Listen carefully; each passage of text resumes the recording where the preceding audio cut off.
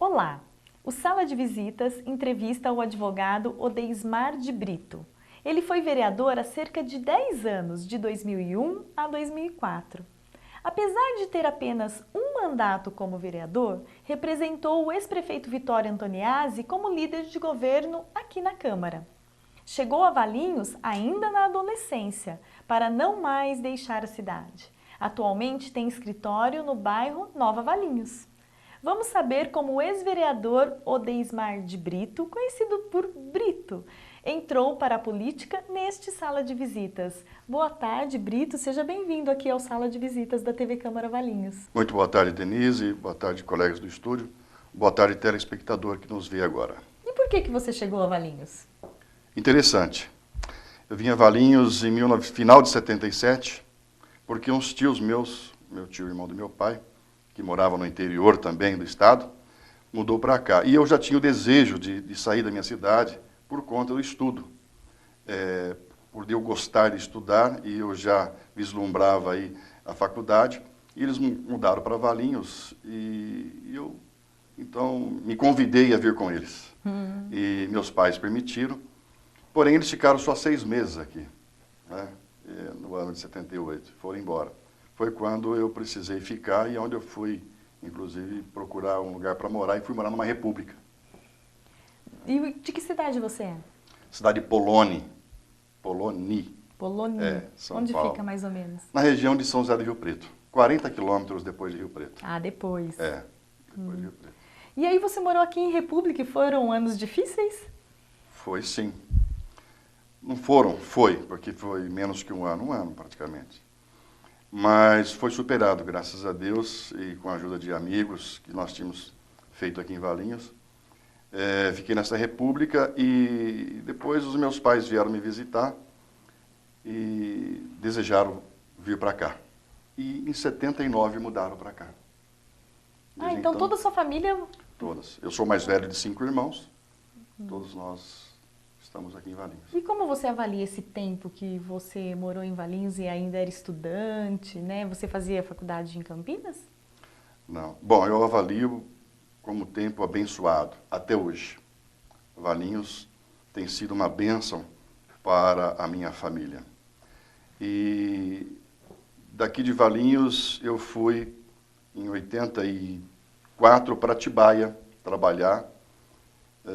E de lá fui fazer faculdade em Bragança Paulista. Eu fiz na São Francisco de Bragança, de 84 a 87. Na minha época eram 4 anos de Direito. Portanto, eu fiz faculdade de Direito lá em Bragança. Me formei, em 88 já estava advogando. E seus familiares hoje moram todos aqui? Isso, moram todos aqui. Eu tenho a minha irmã caçula, mais um outro irmão que tem uma loja de materiais elétricos aqui em Valinhos, a Eletrival. Tenho uma outra irmã também, mais o cunhado, que também tem loja de materiais elétricos. Enfim, todos se estabeleceram aqui e estão bem, graças a Deus. Só uma irmã que mora em Campinas, minha irmã Sandra, ela está em Campinas. Mas todos aqui na região? Todos aqui na região. Deixaram a região de São José do Rio Preto para chegar a Valinhos. E interessante que todos nós morávamos no mesmo bairro, Alto da Boa Vista. Todos ali, né? Depois a minha irmã foi para Campinas. E hoje você continua residindo lá no Alto? Isso, continuo residindo lá, no Alto da Boa Vista. Um bairro muito gostoso, muito bom. E a juventude da época? Ainda tinha muita rivalidade com o Vinhedo? O que você se recorda? Olha, na verdade eu vim para cá, eu era adolescente, 16 anos de idade.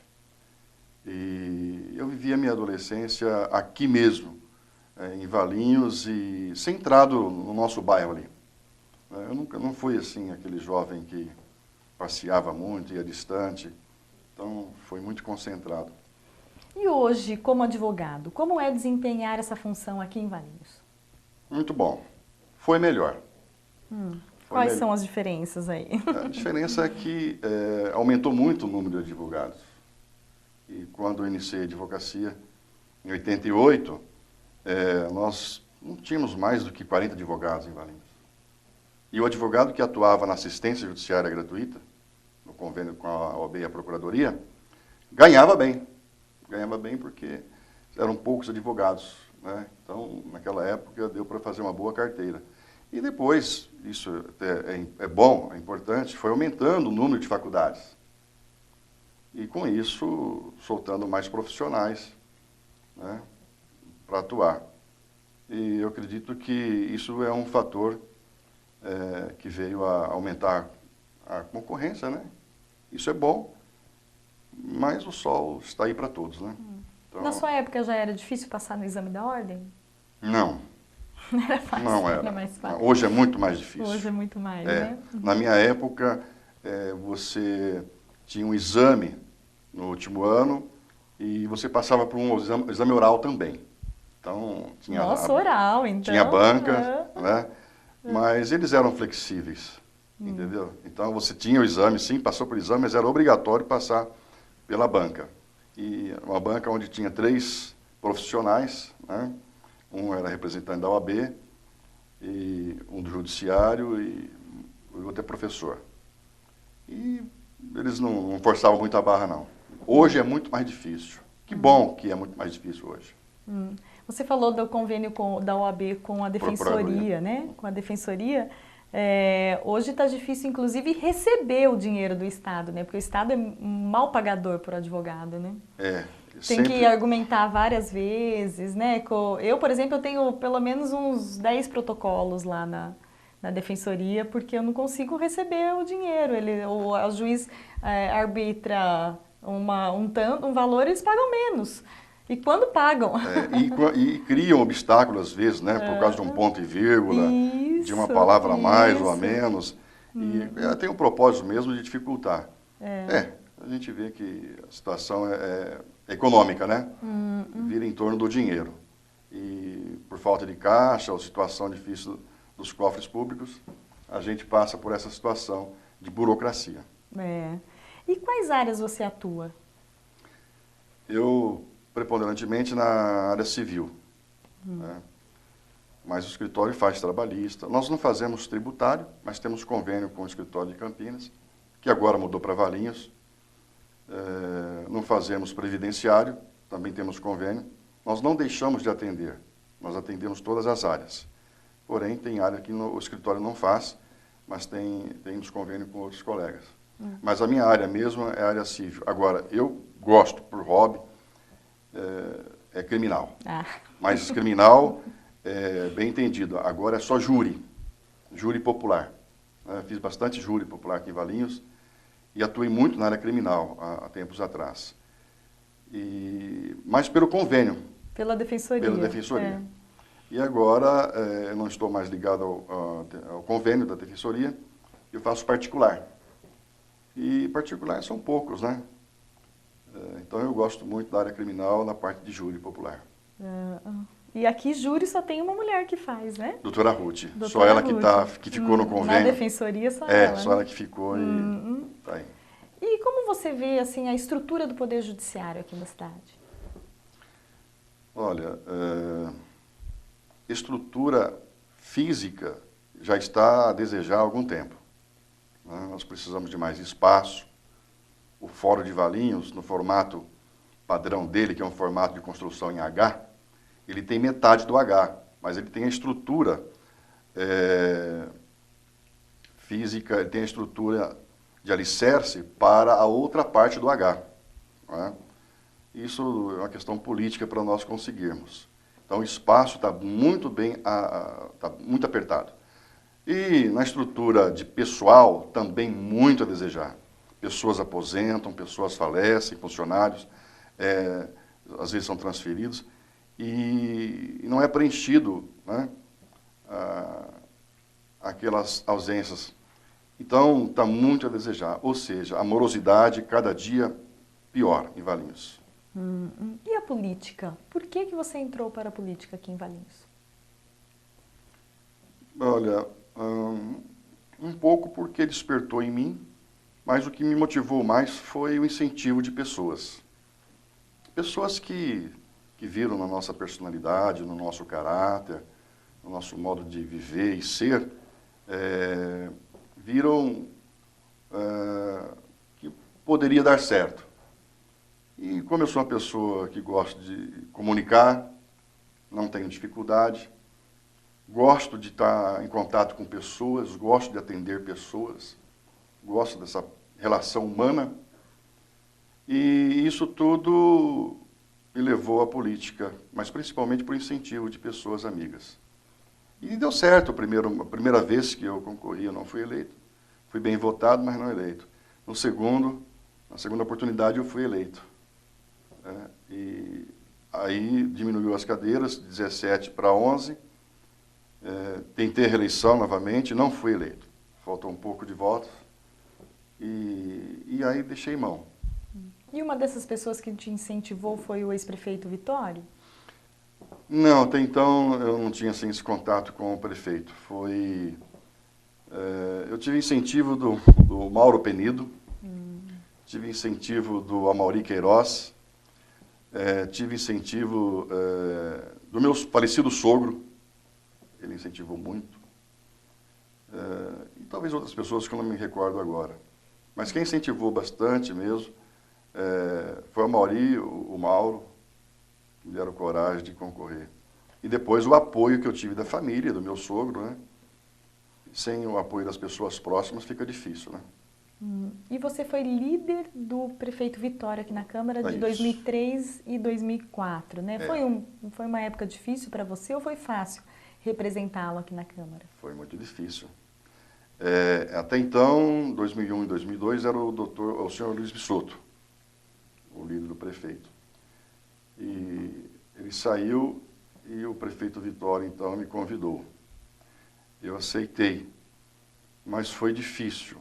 Por que foi difícil? Porque até colegas do mesmo partido, né, que poderiam ter dado apoio a gente, estavam contra o Vitório, né, e então isso daí veio a dificultar bastante a minha atuação como líder do prefeito. Mas eu tenho convicção de que eu honrei essa liderança aí. E eu, sempre que era preciso, eu ia à tribuna e eu dava a cara a bater, para defender o prefeito. Defender como pessoa, porque uma das questões que me levou a admirar o prefeito Vitório é a pessoa humana dele, o caráter dele, a personalidade dele. E tenho saudade disso, tenho saudade do prefeito e da pessoa do Vitório. A questão do profissional que ele é. Pessoa muito equilibrada, pausada. Não é? Então, foi um orgulho muito grande ter representado essa liderança na Câmara em 2003 e 2004. Mas foi difícil. Foi difícil porque colegas que deveriam estar dando apoio a nós... Os 2 últimos anos de mandato também, né? Por isso, né? Enfrentava uma certa oposição. Sim. Final de mandato é sempre assim, né? Tem resistências, né? Exatamente. Porque a oposição já está se movimentando, tudo, né? Então, realmente não deve ter sido fácil, não, né? Não foi. Mas quais outras funções tem o líder, assim, além de ir para a tribuna, defender? Ele tem a função de estar mantendo aquele contato com o prefeito, fazendo aquela ponte entre os vereadores,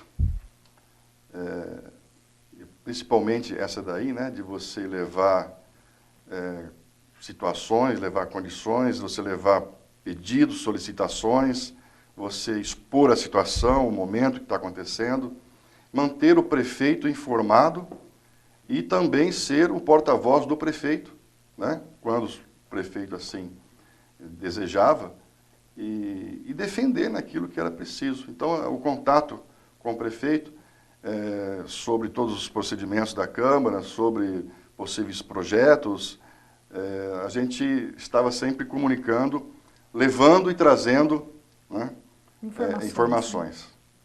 Essa é a atuação do líder da Câmara.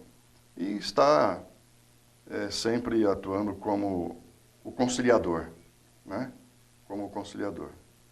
E como era o governo do ex-prefeito Vitório, de 2001 a 2004, que você participou, que que você acompanhou de perto? Foi difícil, porque o Vitório, todas as vezes que ele, eu acho que no segundo e terceiro mandato, que ele assumiu a prefeitura com muita dívida.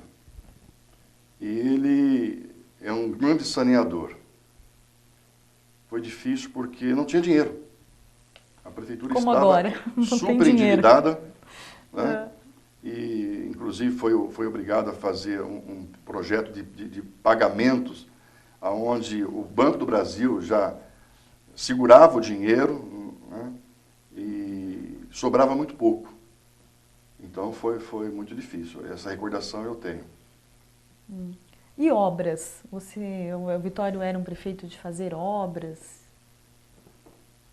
Olha, eu não tenho muita recordação, somente desse mandato que eu estive na Câmara.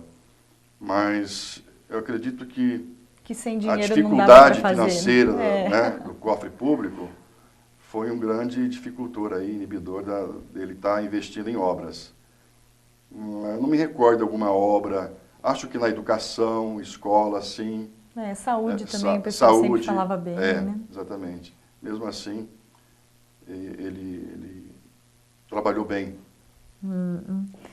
E quais projetos de sua autoria, de sua iniciativa, você considera que foram importantes?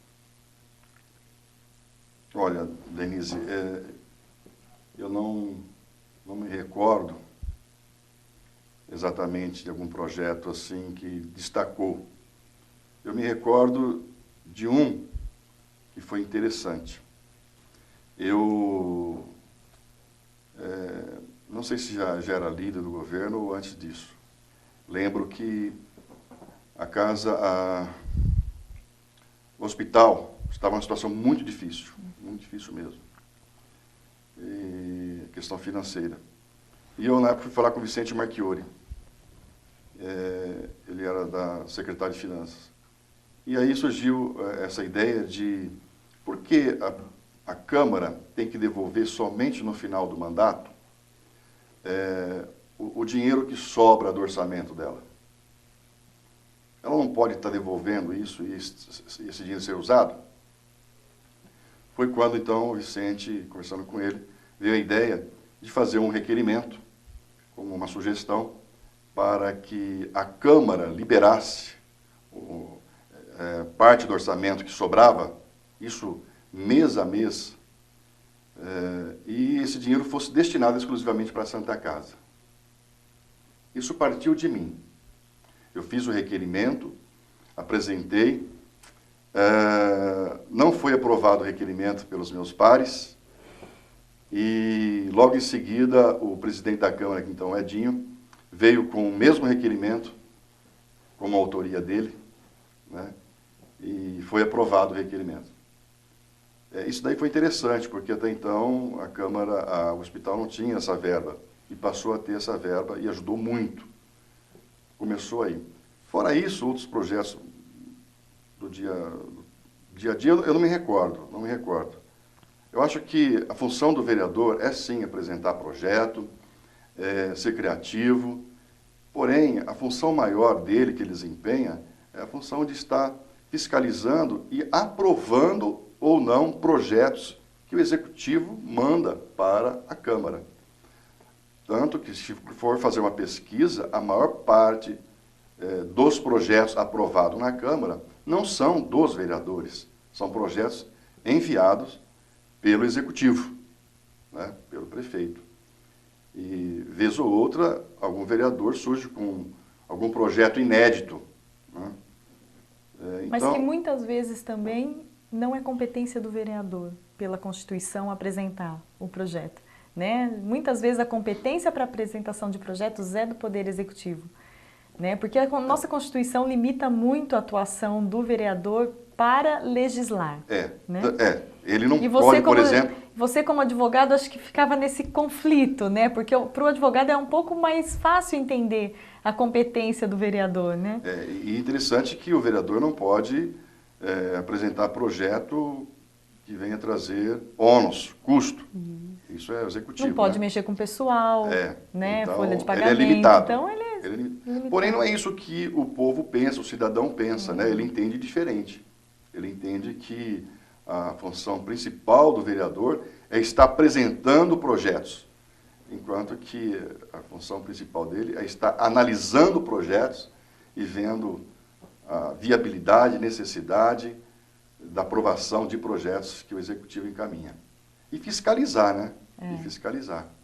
A Constituição fala das duas principais tarefas do vereador, fiscalização e assessoramento do Poder Executivo, né? Na verdade, nem é a apresentação de projetos. Então, eu não lembro de projeto meu que tenha sido um destaque, nem de algum outro vereador. Da época, né? Mas você sente saudades da vereança? Sinto. Sinto saudade. Debates acirrados, assim? Sinto saudade. E, assim, hoje seria bem diferente. Naquela ocasião, eu acho que era politicamente imaturo, um pouco ingênuo, puritano demais.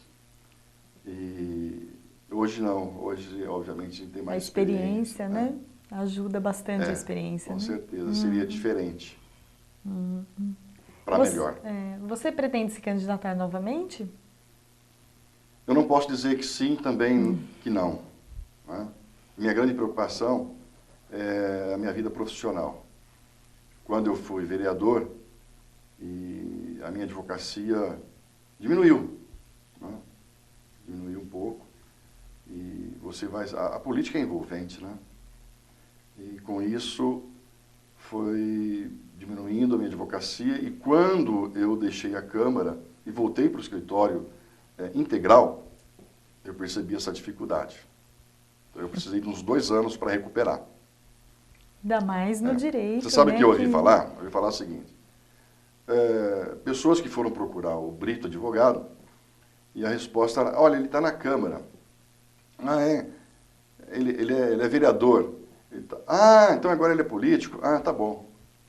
E não procurava. Né?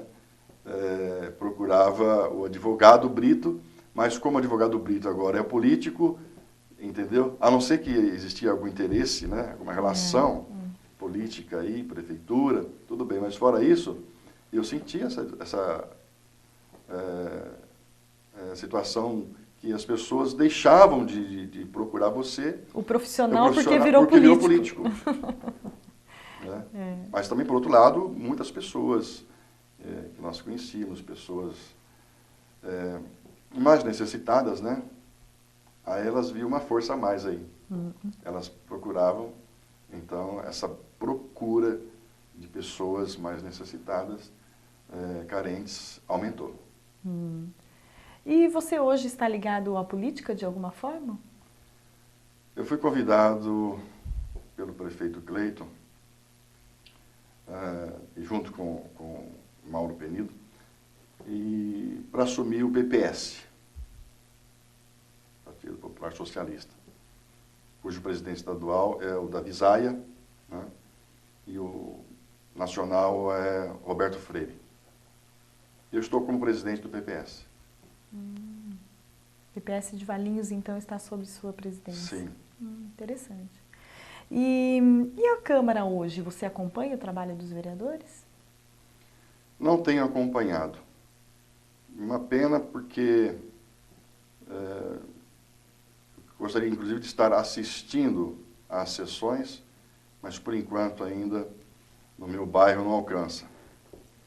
E pelo jornal. Pelo jornal e comentários. Quase não venho à Câmara.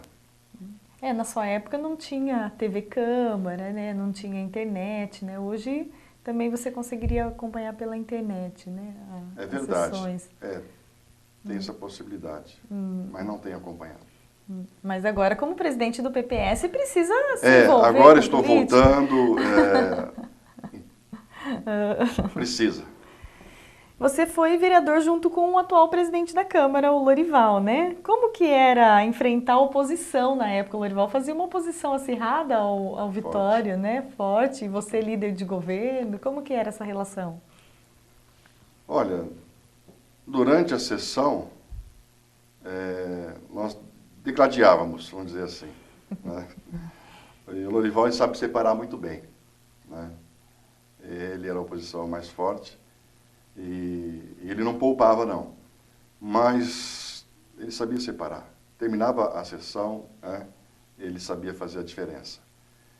E tínhamos que estar preparado, tínhamos que estar com as informações. Né? A gente não pode, ali no momento do debate, estar dizendo, depois eu venho aqui e dou a resposta. Tem que ser naquele momento. E o presidente, hoje, Lorival, como vereador, ele era uma pessoa bem informada, bem estruturada. Né? E foi bom, foi um grande aprendizado para mim. E na sua avaliação, Valinhos hoje, a cidade de Valinhos, como que ela está? Está bem, não está? Como que você avalia? Olha, eu não vou dizer que está mal. Eu sei que uma das grandes dificuldades que o prefeito Cleiton também enfrenta é a questão financeira, endividamento de Valinhos. E o que eu vejo a prefeitura atuando nas suas carências, mas eu não vou dizer assim, olha, a cidade está abandonada. Um dos grandes diferenciais que nós percebemos é quando você vê o mato crescido, quando você vê as ruas no buraco, isso mostra uma grande carência. Mas não é isso que eu vejo, não.